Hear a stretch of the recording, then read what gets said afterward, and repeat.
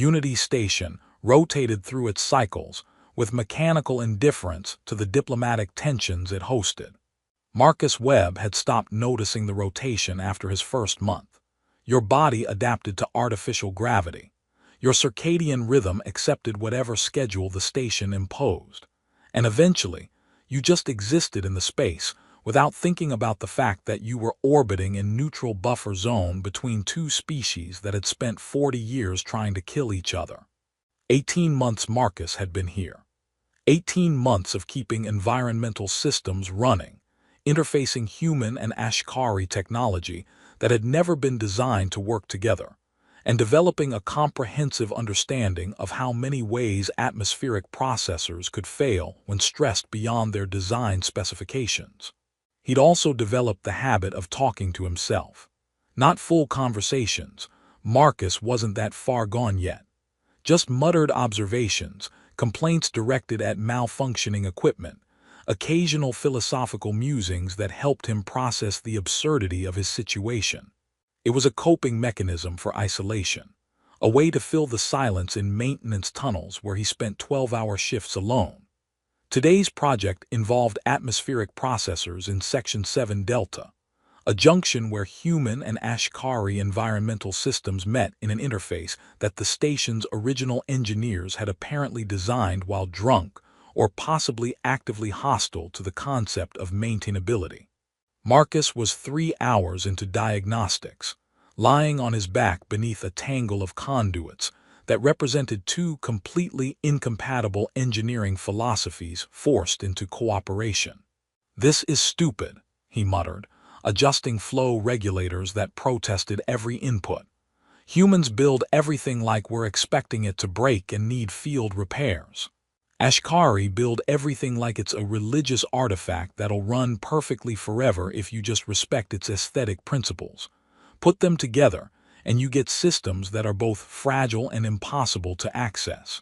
Brilliant. Truly inspired design choices all around." The regulators finally accepted his calibrations.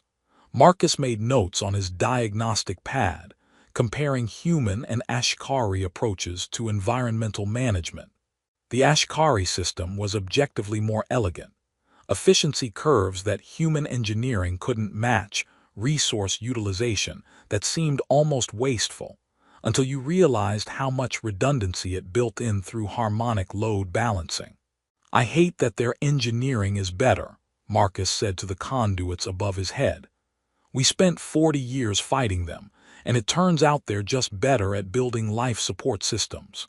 More efficient, more elegant, probably more reliable too if we ever get enough data to prove it.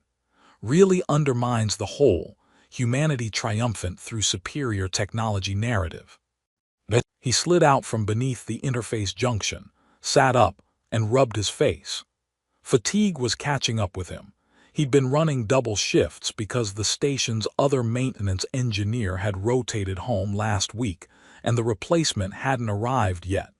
Marcus looked at the Ashkari components, their surfaces marked with script he couldn't read but had learned to recognize as maintenance protocols. The engineering carried aesthetic weight, every connection point designed to be both functional and somehow beautiful. Humans built tools. Ashkari built art that happened to keep people alive.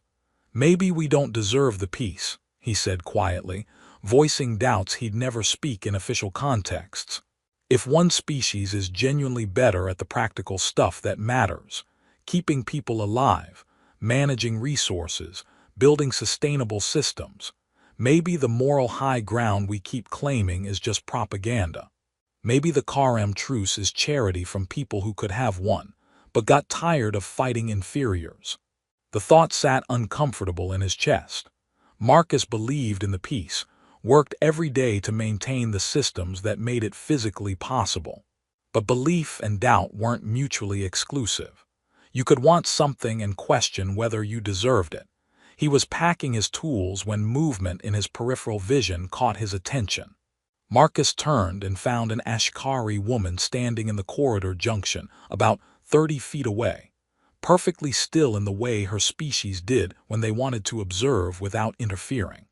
His brain needed 3 seconds to process what he was seeing, then another two to recognize her. Kaylee Shore, cultural liaison to the Ashkari delegation. He'd seen her in briefings, always positioned slightly behind the senior diplomats, taking notes with the focused attention of someone who considered observation a professional skill. She'd been standing there, listening, while he muttered self-deprecating doubts and admissions about Ashkari engineering superiority. Marcus's stomach dropped through the deck plating. Kaylee walked forward with the fluid grace that made Ashkari movement look choreographed. She wore practical work clothing rather than formal diplomatic robes, and her expression carried something that might have been amusement or might have been something more complex. Her species had those tapered ears that suggested elven ancestry if elves were real and also interested in interstellar politics. When she spoke, her voice had the harmonic undertones that marked Ashkari speech, sounds that carried emotional meaning humans couldn't quite perceive but could sense as texture. "I heard everything," she said in perfect standard. Marcus's mind went completely blank. Then it rebooted into panic mode and started generating responses that ranged from stupid to catastrophic. He settled on honesty because his brain had apparently given up on sophisticated social strategies. "I didn't know anyone was there. I was just talking to myself. It's a habit. Helps me think through problems." "I didn't mean, that is, I wasn't trying to." He stopped because he was babbling and she was still looking at him with that expression he couldn't fully read. "I know you weren't performing," Kaylee said. "That's why I responded. Among my people, words spoken in solitude carry truth weight that prepared statements never achieve. You spoke genuine doubt and genuine admiration without knowing anyone was listening. That kind of honesty is valuable. I was complaining about maintenance access and questioning whether humanity deserves peace. That's not valuable. That's just me being tired and frustrated." "You were speaking truth," she corrected. "About our engineering, about your doubts, about the complexity of deserving things we didn't fully earn. Those aren't complaints. They're observations from someone who thinks carefully about difficult questions." Marcus tried to remember what exactly he'd said. The engineering comments, definitely.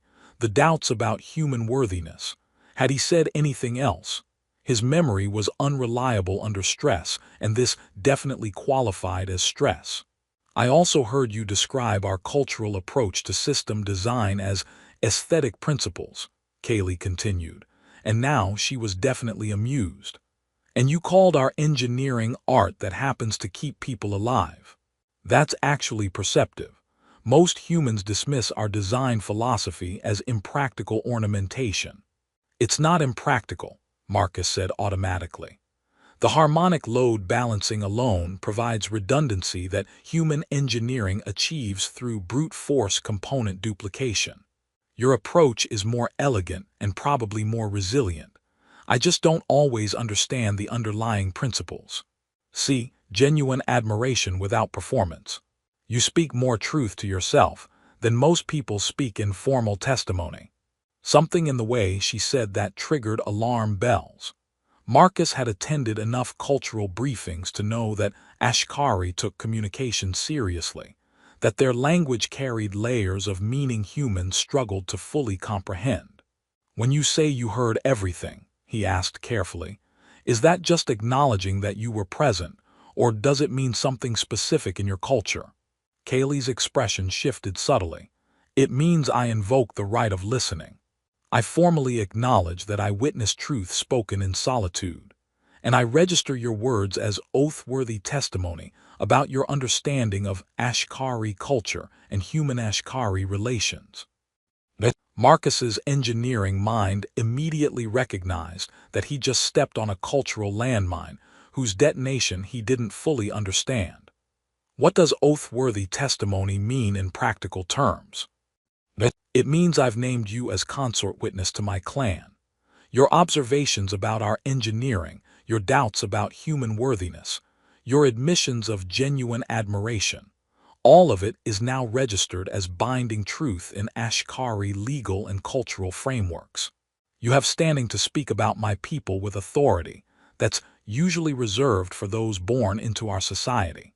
I was talking to myself about atmospheric processors. You were speaking truth about complex cultural and political realities while believing no one was listening. That's exactly what makes the testimony valuable. She paused, studying his expression with those eyes that seemed to see more than humans evolved to perceive. I apologize if this creates complications. I wasn't spying on you. I was inspecting the same interface systems from our side. But when I heard you speak with such honest complexity, I couldn't remain silent. Among my people, witnessing truth requires acknowledgement. Marcus sat down on an equipment crate because his legs had decided standing was optional. What does consort witness actually mean? Am I bound to some kind of contract? Not contract. Relationship. You're recognized as someone who speaks truth about my clan and our culture. It grants you standing in our councils, requires me to defend your testimony as genuine, and creates expectations about continued honest communication between us. I'm a maintenance engineer. I fix air processors. I don't have any business speaking with authority about anyone's culture. Kaylee tilted her head in that gesture, her species used to indicate consideration. You've spent 18 months making human and Ashkari systems work together. You understand both our engineering philosophies well enough to admire ours while acknowledging yours. You're willing to question whether your own species deserves peace rather than defaulting to tribal loyalty. That suggests exactly the kind of perspective that cross-cultural witnessing requires. Marcus tried to process this, failed. Tried again with slightly more success. What happens now? Now I file formal notification with both delegations that I've invoked the right of listening and named you as consort witness. There will be diplomatic complications. Human officials will probably urge you to deny the designation. Ashkari political rivals may try to use your honest doubts as ammunition against the truce. It will be complicated. That's the second time you've apologized for complications, while explaining that you've bound me into something I don't understand. Yes, she agreed. I'm genuinely sorry for the disruption to your life. But I'm not sorry I invoked the right. Your words deserve to be heard and honored, even if you were just talking to yourself about atmospheric processors. She pulled out a communication device and began composing something in Ashkari script. Marcus watched, his brain still trying to catch up with the fact that his maintenance shift had somehow transformed into a cross-cultural diplomatic incident. "Can I ask you something?" he said. Kaylee looked up from her device. "Of course." "You said your people can hear truth in words. What did you hear when I was talking to myself?" She considered for a moment, choosing her phrasing carefully. "I heard doubt without cynicism, admiration without performance, complexity without deception. You were questioning human worthiness while simultaneously working to maintain the systems that make peace physically possible. That contradiction, believing in something while doubting whether you deserve it, that's the kind of truth that matters. It's harder and more valuable than simple certainty." Marcus thought about his muttered complaints, his unguarded admissions, the fact that he'd been lying on his back beneath conduits and questioning his species' moral standing. "I really need to stop talking to myself in public spaces." Kaylee's smile carried warmth that translated across species lines. "I hope you don't. The galaxy has enough carefully prepared statements. It needs more people willing to speak complicated truth to atmospheric processors." She finished her notification and sent it off to destinations that would probably include people Marcus really didn't want reading his unguarded doubts. Then she offered him a gesture that his cultural briefings identified as a respectful acknowledgement between near equals. "I should return to my duties. We'll speak again soon, consort witness. I suspect you'll have questions once the diplomatic responses begin arriving." That's probably the understatement of my career. "Welcome to cross-cultural communication," Kaylee said. "Where talking to yourself about engineering can accidentally reshape political relationships." She left through the corridor junction, moving with that characteristic grace. Marcus sat on his equipment crate and stared at the atmospheric processors that had somehow catalyzed a diplomatic incident. His communicator chimed. A message from Ambassador Akoy. Report to my office immediately. We need to discuss a situation regarding cultural protocols and your apparent designation as consort witness to an Ashkari clan. Please tell me you understand what you've gotten into. Marcus looked at the message, looked at the interface systems he'd been repairing, thought about Kaylee's words about truth spoken in solitude. I have absolutely no idea what I've gotten into, he muttered to the empty corridor. Then, because apparently he'd learned nothing, but I meant everything I said, even the doubts, maybe especially those. Somewhere in the station's Ashkari section, someone was probably listening. And this time, Marcus was starting to think that maybe being heard wasn't entirely terrible. Even if it meant his comfortable anonymity was about to get significantly more complicated. Ambassador Patricia Akoy's office occupied prime real estate in Unity Station's human administrative section, with windows showing the buffer zones. Empty space and furniture that communicated important decisions happen here, without being ostentatious about it. Marcus had been inside exactly twice before, once during his initial assignment briefing, once when he'd accidentally vented atmosphere into a diplomatic receiving room and needed to explain why. This visit felt worse than the atmospheric incident. Akoy sat behind her desk looking at Marcus with the expression of someone who just discovered their carefully constructed political strategy had been accidentally demolished by a maintenance engineer. She was in her 50s, career foreign service, possessed the kind of competence that made her seem simultaneously reassuring and terrifying. Explain, she said without preamble. Marcus explained. The maintenance assignment, his habit of talking to himself, the things he'd muttered while lying beneath interface conduits. Kaylee's presence, her invocation of the right of listening, the designation of consort witness that apparently came with legal standing in Ashkari cultural frameworks. Akoy listened without interrupting. When he finished, she was quiet for a long moment, processing implications with the speed of someone trained to manage diplomatic crises. Let me make sure I understand, she finally said. You were conducting routine maintenance. You talked to yourself about doubts regarding human worthiness and admiration for Ashkari engineering. Cultural liaison Shore heard you and formally invoked a cultural right that grants you witness status in her clan. Is that accurate? That's what she told me. I don't fully understand what consort witness means beyond speaking with authority about Ashkari culture, which seems insane given that I fix air processors for a living. It's not insane. It's politically complicated, which is somehow worse. Akoy pulled up files on her display, reviewing Ashkari cultural protocols with practiced efficiency. The right of listening is ancient, predates their contact with humanity by centuries. It's fundamentally about recognizing truth spoken without performance, words that reveal genuine belief rather than calculated messaging. I was just muttering complaints. You were expressing genuine doubt about human moral standing and genuine admiration for Ashkari achievements. To a species whose senses can detect emotional dishonesty, that kind of unguarded honesty is extremely valuable. She looked at him directly. What exactly did you say about cultural liaison Shore? Marcus felt heat rise in his face. I don't remember specifics. I might have made an observation about how she carries herself with more grace than most of our diplomatic corps. I wasn't trying to. You complimented an Ashkari cultural liaison while believing no one was listening, which means the compliment was genuine rather than strategic flattery. Combined with your doubts about human worthiness and your admiration for their engineering, you've essentially testified that you hold Ashkari culture in higher regard than your own.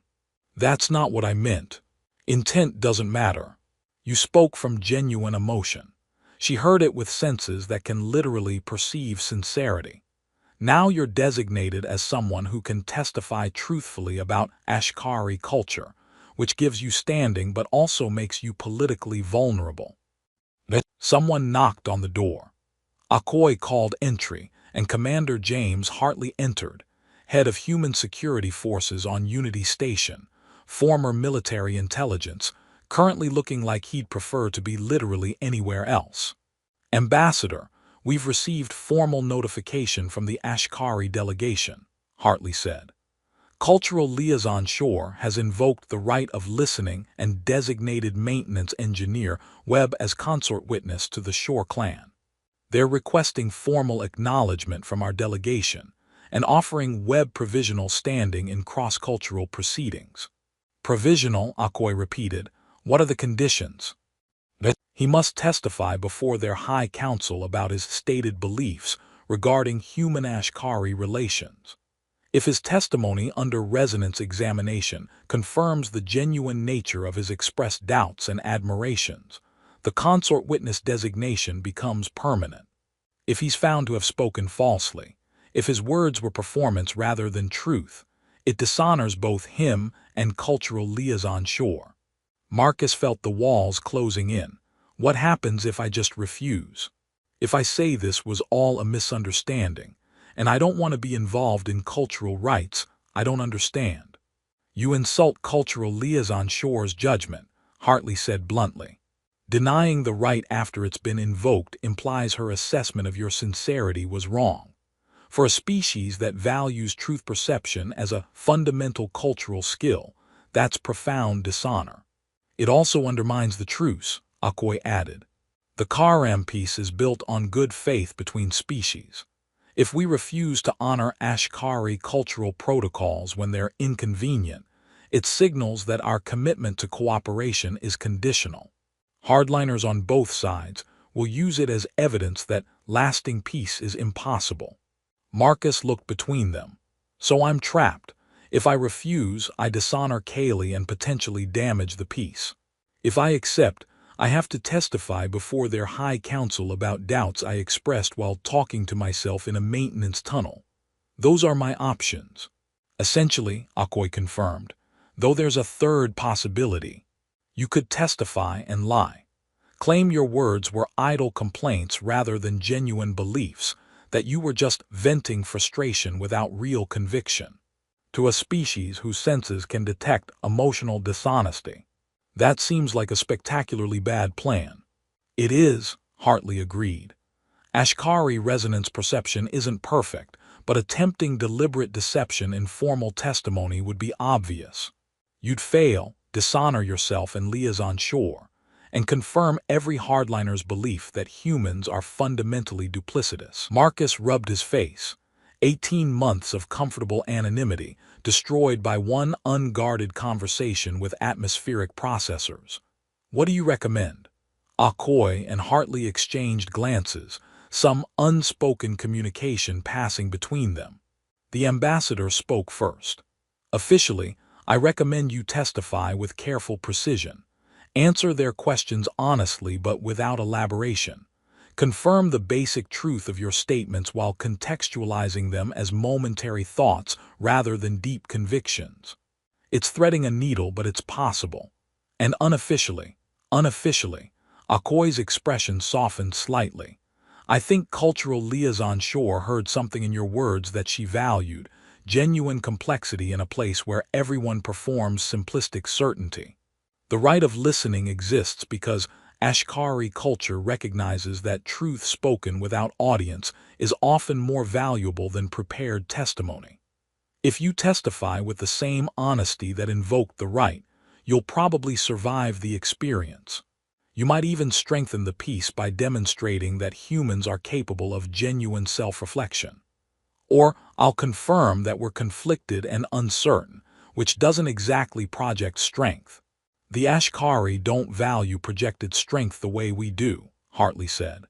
They value truth and consistency. Being honestly uncertain is better than being falsely certain, at least by their cultural metrics. Marcus thought about Kaylee standing in that corridor, telling him his contradictions were valuable. about her species hearing emotional truth in sound the way humans perceived color in light. When do they want this testimony? 3 days, Akoi said. They're giving you time to prepare, to consult with cultural advisors, to understand what you're committing to. Cultural Liaison Shore has offered to meet with you privately to explain Ashkari communication protocols and what the council will be listening for. That's generous. She invoked the right, Hartley pointed out. Her standing is now tied to yours. If you fail, she fails. She has strong motivation to help you succeed. The meeting continued for another hour, Akoi and Hartley briefing Marcus on Ashkari political factions, the High Council's composition, and the implications of consort witness designation for both his immediate future and the broader peace. By the time they released him, Marcus's head was spinning with information he'd never wanted about cultural protocols and diplomatic consequences. He returned to his quarters, small but private, one benefit of being essential maintenance personnel, and collapsed onto his bunk. His communicator showed 17 new messages, most from colleagues who'd apparently heard about his designation and wanted to know what the hell was happening. Marcus ignored them all except one. A formal meeting request from Kaylee Shore, offering to explain Ashkari communication frameworks and prepare him for testimony. The meeting was scheduled for tomorrow morning in a neutral conference room. He accepted the request and tried to sleep. Failed. Lay in the dark thinking about everything he'd said in that maintenance tunnel, trying to remember exact words, and knowing that exact words mattered less than the emotional truth underneath them. Did he really believe humanity was less worthy than Ashkari? Or had he just been tired and frustrated, venting doubts that everyone felt but nobody acknowledged publicly? The problem was he couldn't separate the two. His doubts were genuine even if they coexisted with hope. His admiration for Ashkari engineering was real even though it didn't diminish his commitment to human achievements. Complexity wasn't dishonesty. It was just reality. Morning arrived with the inevitability of station cycles. Marcus showered, dressed in civilian clothing that felt uncomfortably formal, and made his way to conference room 12B.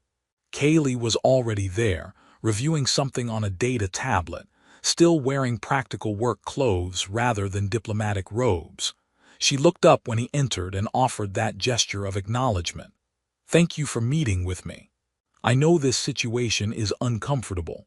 "That's a diplomatic way to describe it," Marcus said, sitting across from her. "I'm about to testify before your High Council about thoughts I expressed to atmospheric processors." Uncomfortable doesn't quite capture the experience. "No, I suppose it doesn't." She set aside her tablet. "I want to explain what the council will be listening for, what resonance perception actually means in practical terms. It might help you understand what to expect." "I'd appreciate that. My briefings covered the basics, but I don't really understand how your senses work." Kaylee considered how to explain. Human hearing perceives sound as frequency and amplitude. You hear words and tone. You interpret meaning from linguistic structure. Ashkari hearing includes additional dimensions. We perceive emotional harmonics embedded in vocalization. When you speak, we hear not just what you say but how you feel about what you're saying. So you can detect lies. Not exactly. We can detect dissonance between words and emotions. If you say something you don't believe, we hear the discord. But genuine uncertainty sounds different from deliberate deception. Complexity reads differently than duplicity. Marcus absorbed this. "When I was talking to myself in that maintenance tunnel, what did you hear?" "I heard doubt without malice, admiration without agenda. You questioned human worthiness while simultaneously demonstrating it through your work maintaining the systems that enable peace. The contradiction was complex but harmonious. You genuinely hold both thoughts simultaneously. That seems less like truth and more like confused thinking." Kaylee smiled. "My people don't believe truth must be simple. We recognize that genuine understanding often involves holding contradictory ideas in productive tension. You doubt human deservingness while working to prove it. That's not confused, it's sophisticated. The High Council might disagree. Some counselors will. There's a faction led by Counselor Thren Voss who opposed the Karam truce from the beginning. They'll try to use your doubts as evidence of human duplicity, proof that your species presents peaceful cooperation publicly while harboring genuine belief in your own unworthiness. That's a pretty hostile interpretation. Yes, which is why you need to testify with the same honesty that invoked the right. If you try to perform certainty you don't feel, they'll hear dissonance and claim vindication. If you speak with genuine complexity, the majority of counselors will recognize sophisticated truth rather than deception. Marcus looked at her carefully. You're putting a lot of faith in my ability to testify honestly under pressure. What if I mess this up? What if I say something that damages both the right and the truce?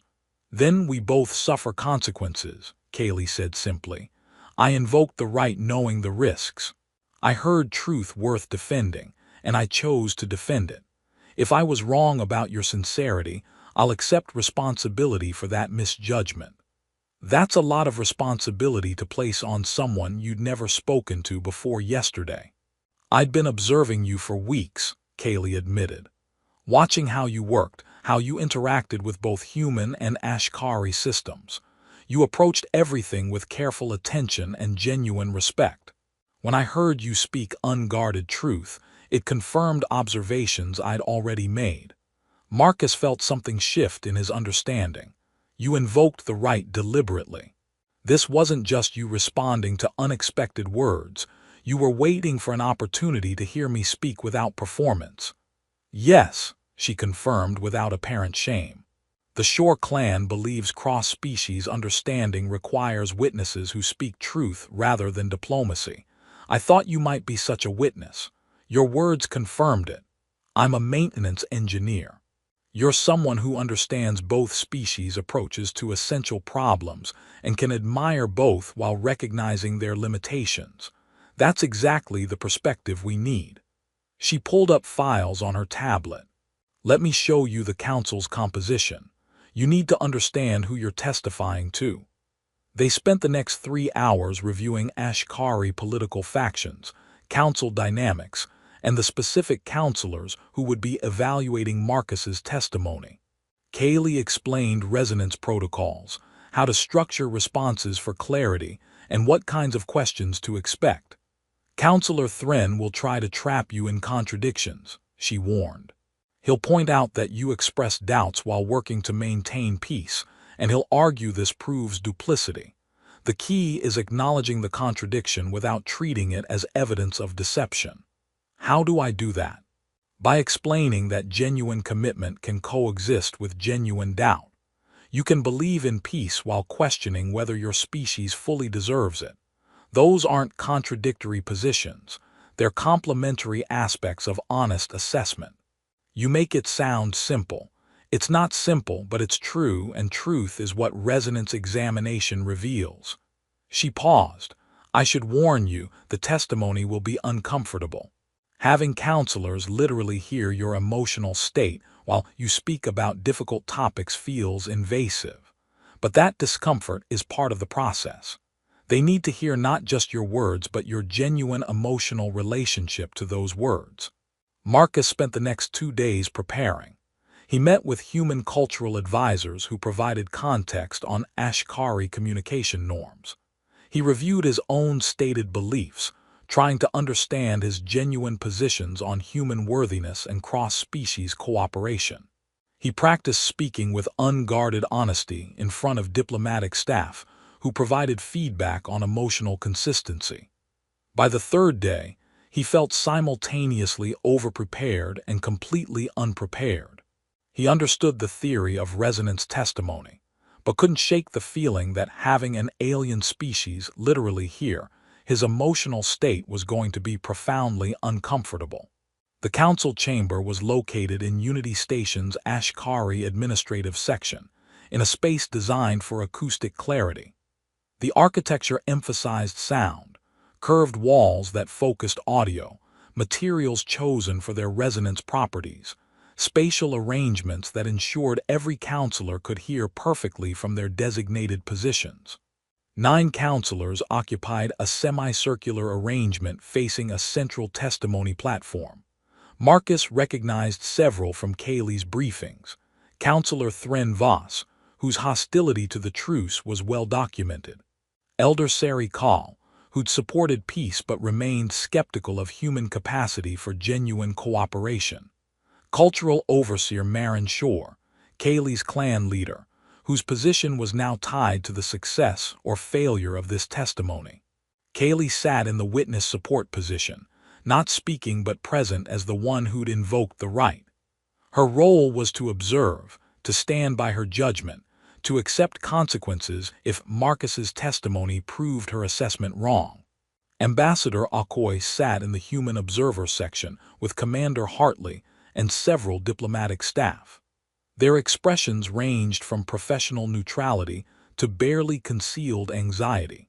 Marcus stood at the central platform feeling more exposed than he'd ever felt fixing atmospheric processors in maintenance tunnels. At least there, if he made mistakes, the only consequence was equipment failure. Here, mistakes could dishonor Kaylee and damage the peace. Elder Sari Kal spoke first, her voice carrying harmonics that Marcus's ears couldn't fully process but could sense as emotional texture. Marcus Webb, you stand before the High Council to provide testimony regarding words spoken in perceived solitude and heard through the right of listening. Do you understand the nature of this proceeding? I understand that cultural liaison Kaylee Shore heard me speaking unguarded thoughts and invoked a cultural right that grants my words truth weight in your legal and cultural frameworks, Marcus said. His voice sounded steadier than he felt. I understand that you'll be evaluating whether my words reflected genuine belief or deceptive performance. Correct. We will examine your testimony under resonance protocols. You cannot lie to us, but you can speak with precision or with evasion. We encourage the former. She gestured to Counselor Thren. Counselor Voss has requested the honor of primary examination. Thren Voss stood. He was older than most counselors, his features carrying the kind of weathering that suggested he'd lived through the worst years of the war. When he spoke, his tone was formal but carried undercurrents that Marcus interpreted as hostility. Engineer Webb, you were overheard expressing doubts about human worthiness. Specifically, you stated, maybe we don't deserve the peace. Explain these doubts while your species' diplomats negotiate cooperation in claimed good faith. Are you suggesting your own people are untrustworthy? Marcus took a breath, remembering Kaylee's advice about acknowledging complexity rather than defending against it. I have doubts because I've studied the war's history. Both species committed atrocities born from fear and misunderstanding. I don't know if humanity has genuinely learned from those mistakes, or if we're simply exhausted enough to want temporary peace. I work in maintenance fixing systems that represent cooperative engineering between our species. Every day I see evidence that cooperation is possible, but possibility isn't certainty, and admitting doubt seems more honest than claiming knowledge I don't possess. He could feel the counselor's attention intensify, their resonance senses focusing on the emotional harmonics underneath his words. It felt like being examined under microscope magnification.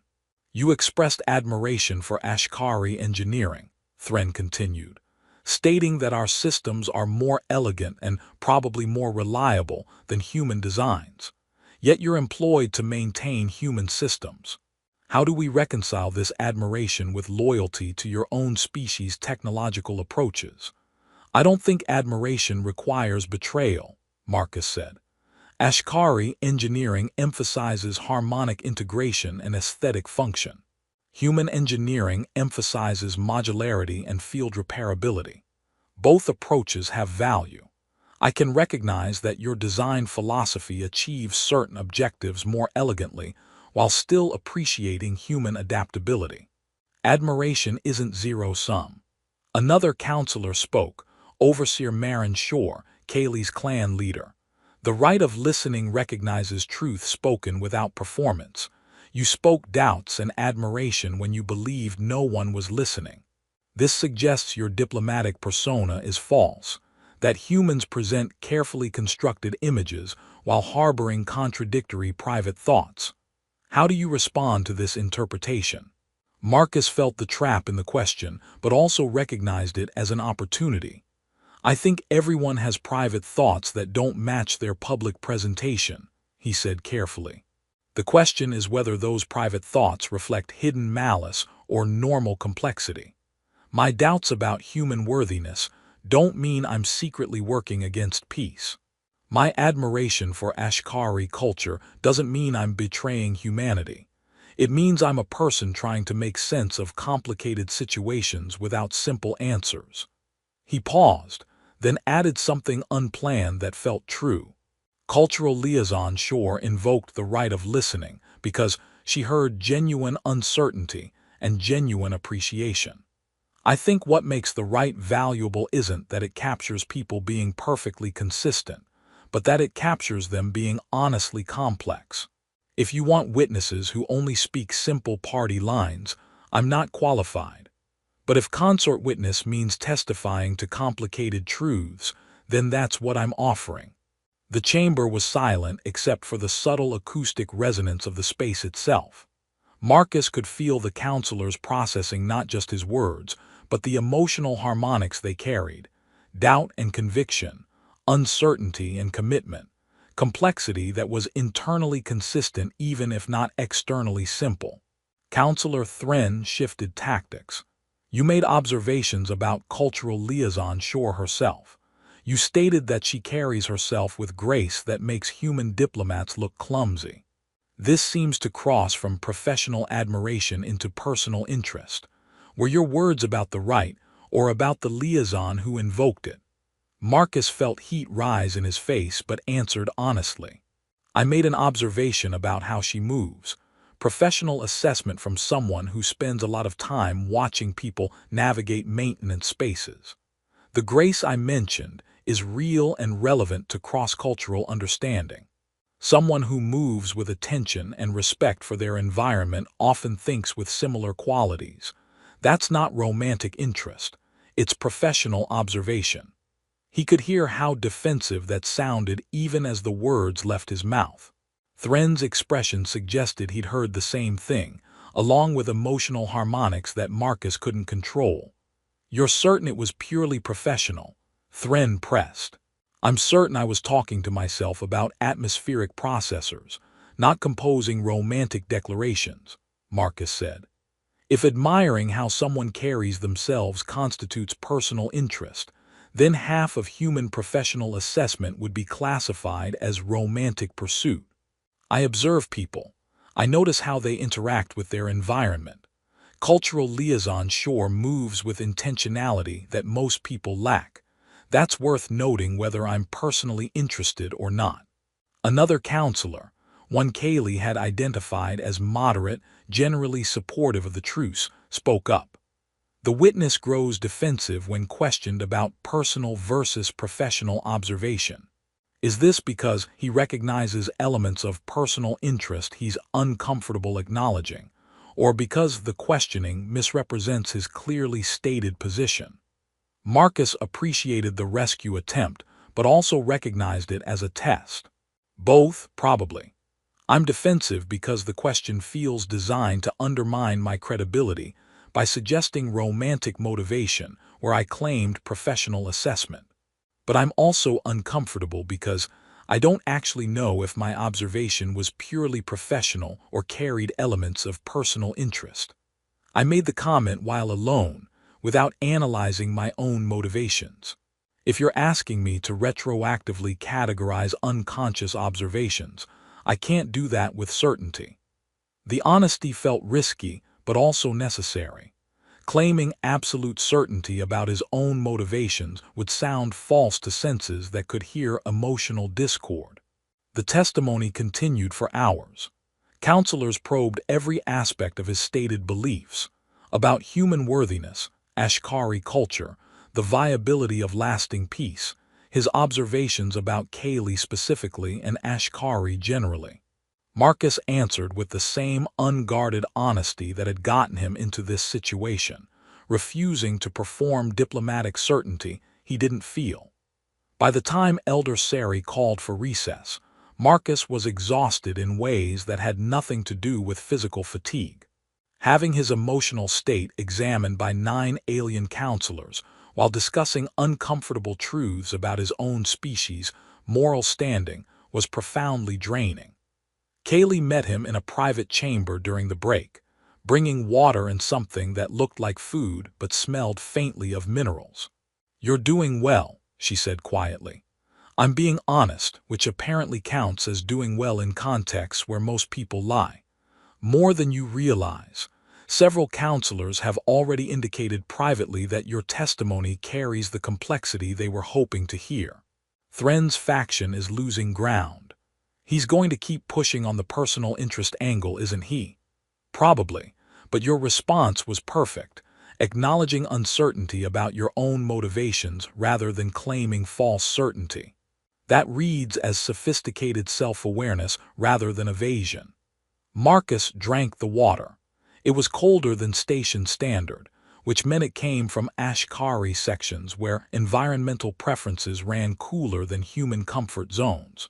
"I meant what I said about not knowing if my observation about you was purely professional," he admitted. "I genuinely don't analyze my thoughts that carefully when I'm alone." "I know," Kaylee said. "That's what made them valuable. Unexamined honesty often reveals truths that deliberate analysis obscures." They returned to the chamber for the second session. The questions became more focused, drilling into specific implications of Marcus's stated beliefs. If he doubted human worthiness, did he believe the truce was sustainable? If he admired Ashkari culture, would his testimony be biased toward their interests in future disputes? If he couldn't categorize his own motivations regarding cultural liaison, how could the council trust his judgment about cross-cultural matters? Marcus answered each question with the same principle. Acknowledge complexity, refuse simple certainty, speak truth even when it was uncomfortable. Finally, after 6 hours of testimony, Elder Sari called for final deliberation.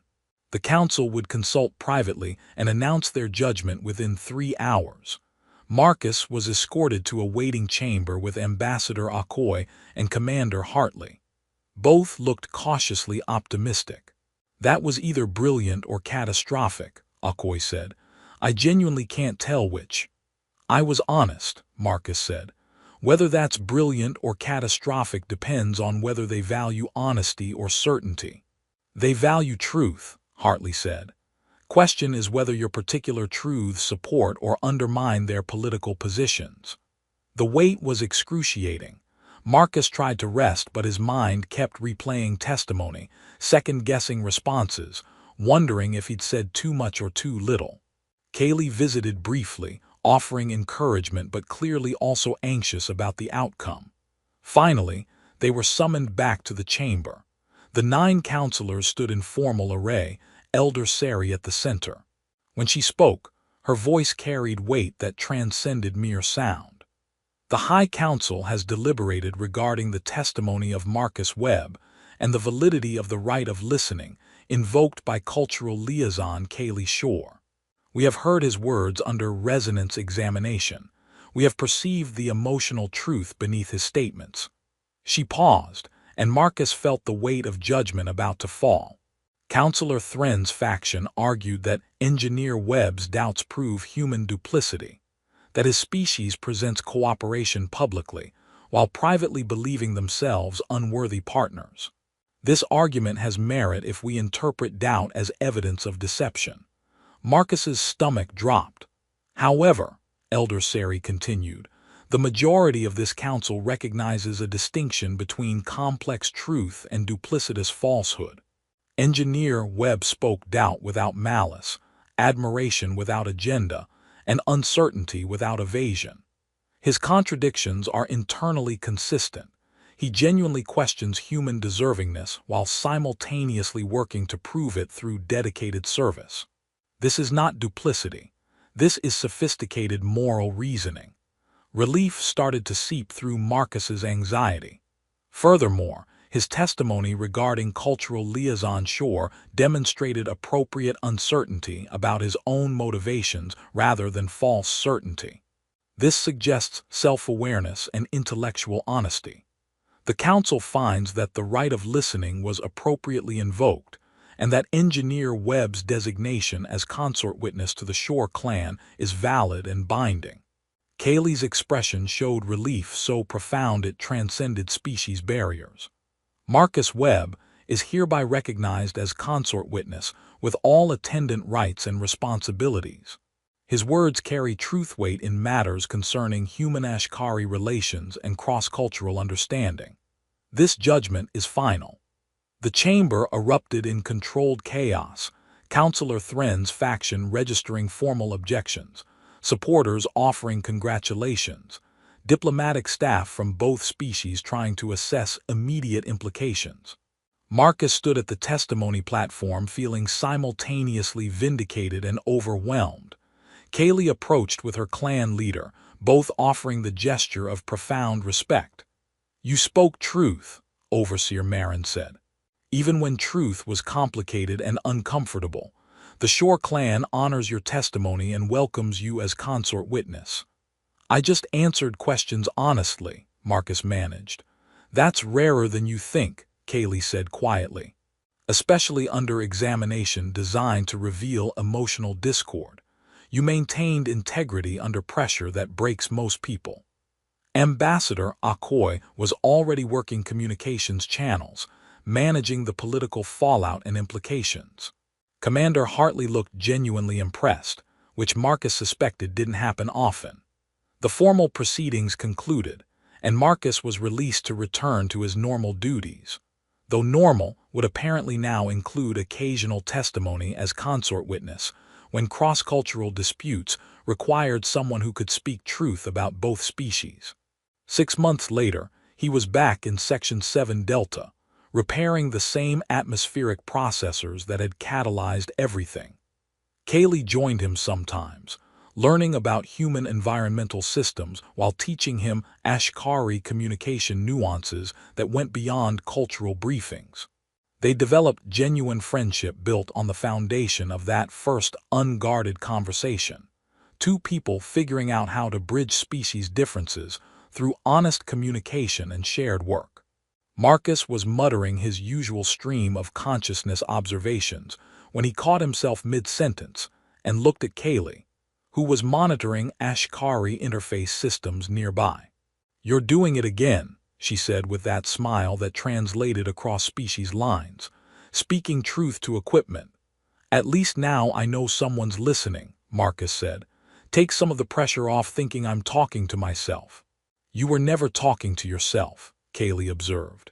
"You were speaking truths that needed to be heard. I just happened to be there to hear them." Marcus thought about the right of listening, about testimony before the High Council, about how one unguarded conversation in a maintenance tunnel had reshaped his entire life. "I'm glad you were there," he said, "even if it led to uncomfortable diplomatic proceedings and resonance examination of my emotional state. Was it worth it?" Marcus looked at the interface systems they were maintaining together, human and Ashkari engineering working in harmony, because people from both species were willing to bridge the gaps. Looked at Kaylee, whose presence had become as natural as the station's rotation. "Yeah," he admitted, "it was worth it, still is." Somewhere in the station's administrative sections, diplomats were probably taking credit for peace built through careful negotiation and strategic compromise. But Marcus knew the truth. Lasting cooperation wasn't constructed in conference rooms through performed certainty. It was built in maintenance tunnels by people willing to speak honestly about doubts and admirations, building understanding one genuine conversation at a time. He'd been talking to himself for 18 months before someone heard him. Now he understood that being heard, really heard, with all your complexity and contradictions, was both terrifying and essential. The right of listening hadn't just bound him to Ashkari protocols. It had taught him that truth spoken in solitude becomes powerful when witnessed with genuine understanding. And sometimes, the most important testimony happens in maintenance tunnels, muttered to atmospheric processors by tired engineers who don't know anyone's listening. Those are the truths that build lasting peace. Because they're spoken without agenda, without performance, without anything except honest complexity trying to make sense of complicated situations. Kaylee heard everything, and that made all the difference.